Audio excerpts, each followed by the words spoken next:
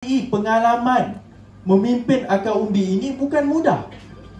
Bila berjumpa dengan ranting-ranting, bila berjumpa dengan pelbagai pihak, berjumpa dengan kawan-kawan daripada parti yang lain, memang itu membuka mata dan mengajar banyak pengalaman. Tapi pada masa yang sama, saya lihat potensi yang ada dengan anak muda Saudara Raymond ini, kalaulah berbanding, kalau kata saya berbahas dalam parlimen agak garang dan sebagainya, saya rasa ini yang betul-betul garang sebenarnya. Kalau kamu tengok Saudara Raymond ini, kamu terkejut. Sebab itu bagi saya, dalam perjalanan, kalau saya boleh menang kawasan parlimen Johor Bahru, saya mohon kepada pengundi-pengundi SUK, kita menangkan Saudara Raymond di SUK ini. Boleh ke tidak? Jadi sepanjang pengalaman bila mengikuti jelajah tersebut, memang isu-isu yang disebutkan oleh Saudara Martin tadi memang rapat. Saya mengenali Martin ini di parlimen sebab beliau dulu adalah mantan setiausaha politik kepada Menteri Undang-Undang. Jadi bila kita masuk kawasan pedalaman, kawasan kampung-kampung, isu yang paling asas adalah soal pembangunan. Yang telah diterangkan tadi bagaimana kawasan-kawasan di SUK ini perlu mendapat pemerhatian yang lebih serius. Bila kami masuk tadi, bukan sahaja soal jalan, soal internet itu memang tak ada. Kalau dulu kita tahu sebulan yang lepas, bila keluar viral, gadis dari Likas terpaksa panjat pokok untuk mencari internet, tadi kami pelajari perkara yang sama.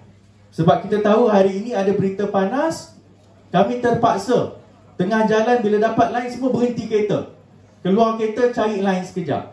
Sebab nak mendapatkan berita terkini, manakala orang kampung, kalau mereka nak mendapat internet itu, nak mendapat maklumat, terpaksa mengambil 5-10 kilometer perjalanan untuk semata-mata mencari line telefon ataupun internet.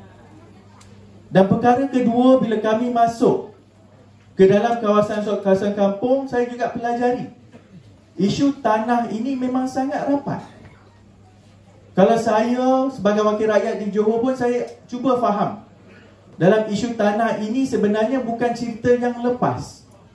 Bila kita berbicara isu tanah ini adalah untuk masa depan kita semua. Pengalaman yang saya tengok, kalau kita berbicara soal tanah ini, kebanyakan kampung-kampung, bukan sekadar kampung, bandar-bandar, pekan-pekan itu mula dibuka oleh keluarga-keluarga yang mula meneroka ke kawasan tersebut. Dan keluarga-keluarga ini bila meneroka, mereka mengusahakan kawasan tersebut daripada satu keluarga ke satu keluarga. Dan kini apa yang kita ada adalah hasil kerja keras moyang-moyang kita.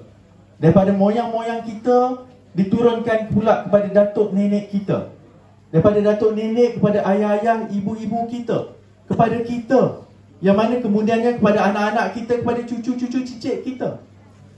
Tapi masalahnya bila berbicara dalam soal isu tanah ini, pengalaman saya bila kita masuk kampung itu, memang satu kampung yang ada masyarakatnya, komunitinya lengkap, ada kesatuannya. Cuma masalahnya, bila kita berbicara soal kampung, bila tanya mereka apa yang mereka bimbangkan, satu masa hari nanti akan datang sekumpulan yang lain, mungkin syarikat-syarikat besar, mungkin kroni-kroni, mula mengatakan kepada orang kampung, "Hei orang kampung, kamu menceroboh kawasan kami. Kamu sebenarnya menumpang di kawasan kami, sedangkan tanah tersebut dibuka oleh orang kampung." Jadi sebab itu dalam perkara isu tanah ini sangat-sangat bermakna, sangat-sangat terkesan kepada penduduk di kawasan-kawasan sebegini. Jadi sebab itu, bila kita berbicara dalam dua perkara ini yang saya nak ulas, kita tahu Datuk dah jelajah hampir ke seluruh kawasan yang bertanding. Saudara Martin pun dah dapat maklumat beliau telah kongsikan bila sampai 26 September, kerajaan negeri yang akan terbentuk adalah Kerajaan Negeri Parti Warisan Plus.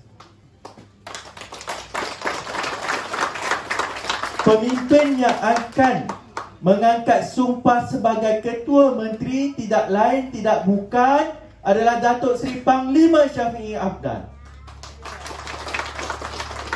Sebab memang keadaan perubahan itu sebenarnya telah berlaku sejak 2018 lagi. Perubahan angin yang meniup perubahan di Sabah ini telah berlaku. Tapi pada masa yang sama, apabila kita tengah mengorak langkah, kita tahu macam mana satu persatu kerajaan jatuh akibat pengkhianatan. Kerajaan pusat pun jatuh daripada Pakatan Harapan kepada Perikatan Nasional sebab berlaku pengkhianatan. Jadi di Sabah ini, Ketua Menteri kita memulangkan balik kuasa tersebut kepada rakyat untuk tentukan siapa yang akan memimpin negeri Sabah ini. Tapi untuk kawasan di Dun Suk ini, keadaannya berbeza. Sepanjang 26 bulan Kerajaan Sabah di bawah Parti Warisan, Suk ini diwakili wakil rakyat daripada pembangkang. Yang saya sebut soal pembangunan, soal tanah sebagai contoh. Tanah ini bukan di bawah Persekutuan, bukan di bawah Putrajaya. Kalau tanah itu ada dalam negeri Johor, kerajaan yang bertanggungjawab Kerajaan Negeri Johor. Kalau tanah itu di negeri Perak, tanggungjawabnya Kerajaan Negeri Perak. Kalau di Sabah ini, tanggungjawabnya Kerajaan Negeri Sabah. Maka sebab itu, bila kita berbicara soal tanah ini, cara yang terbaik untuk rakyat masyarakat di Suk ini mencari harapan ataupun mencari jalan penyelesaian adalah dengan mengangkat calon kita yang mewakili Parti Keadilan, yang mewakili Warisan Plus, iaitu Saudara Raymond Ahua. Dan tadi telah diterangkan, kita ada 73 kawasan DUN, yang mana untuk Warisan Plus ini kita telah bersetuju menghantar seramai 73 calon. Iaitu setiap kawasan DUN itu kita hantar hanya satu calon. Antara Warisan, Keadilan dan APKO.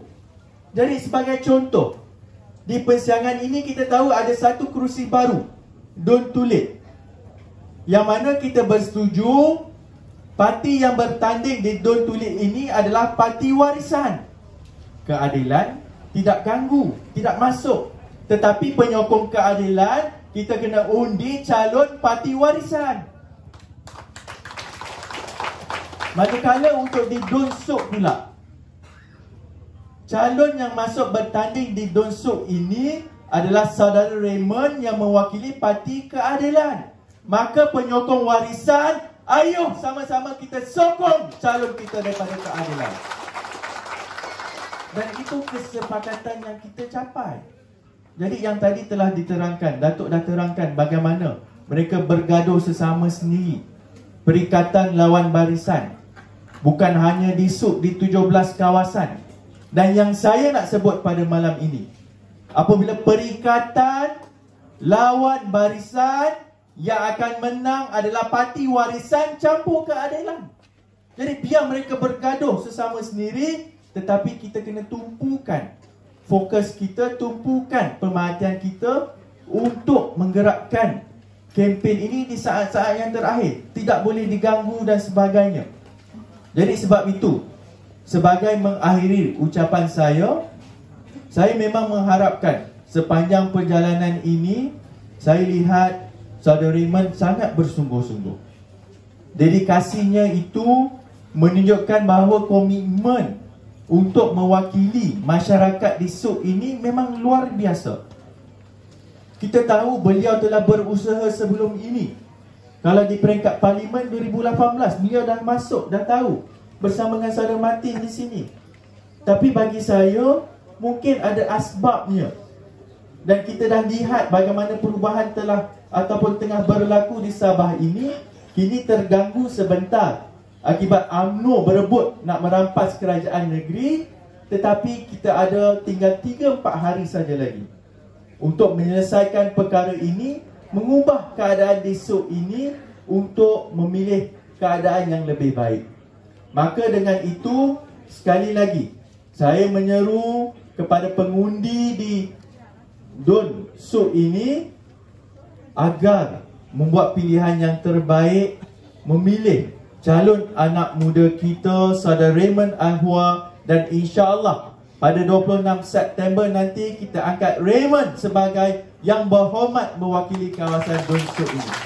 Jadi sebagai mengakhiri ucapan saya akan melakukan kata-kata keramat untuk Raymond lah. Saya sebut nama Raymond, saya harap kawan-kawan sambut onsoi. Raymond! Onsoi! Raymond! Onsoi! Raymond! Onsoi! Terima kasih.